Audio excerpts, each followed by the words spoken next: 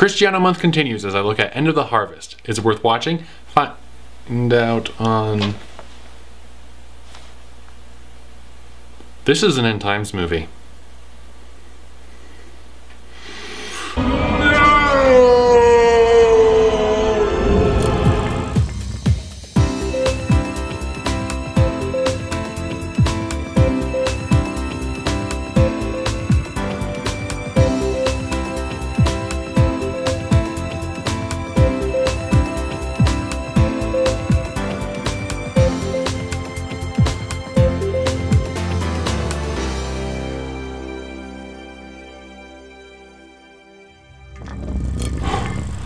Okay, I can do this.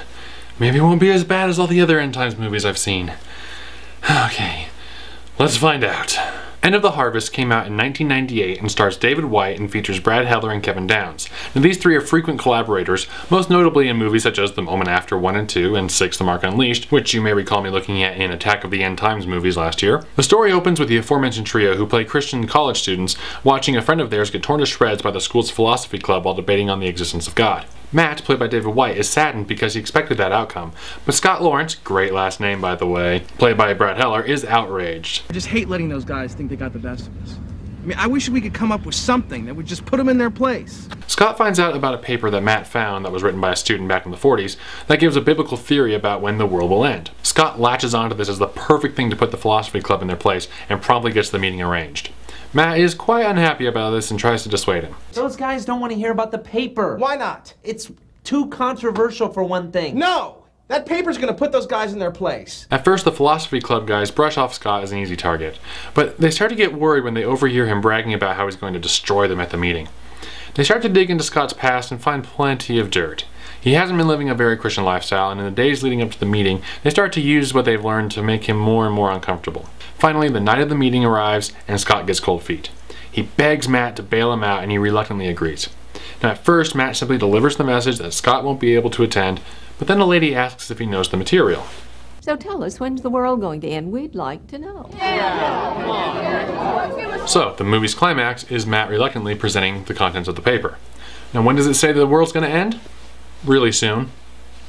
Remember, this came out in 1998. Y2K was right around the corner, and people were pretty freaked out about the possibility of the world ending. And with the Left Behind series doing amazingly well at the time, people were thinking about the end of the world a lot. End of the Harvest seems like it was an attempt to take advantage of this mindset and to present a story that could present the gospel with a sense of urgency that time could very well be running out. Now, the movie goes out of its way to clarify that the ideas presented in this theory are not necessarily those that the filmmakers believe, but are definitely interesting and worthy of discussion. Now, from a purely storytelling point of view, End of the Harvest is definitely one of the weaker Christiano movies that I've looked at.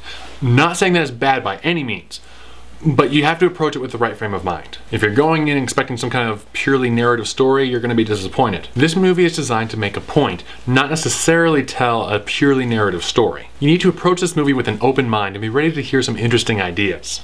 But you know what? I'm recording this in November of 2012.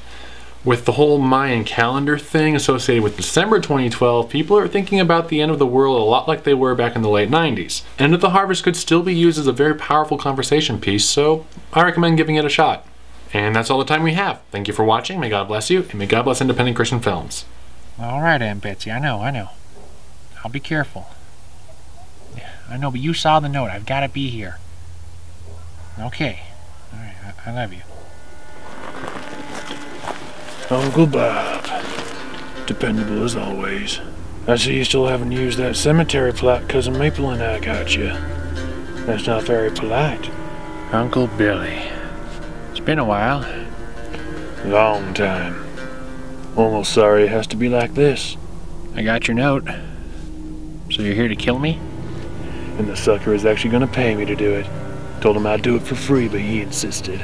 Who besides you would want me dead?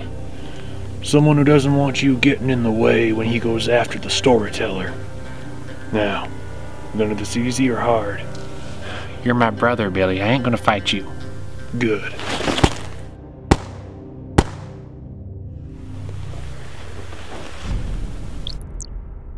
Alright, it's done. Excellent. You have done me a great service. And you can do me a service by never contacting me again.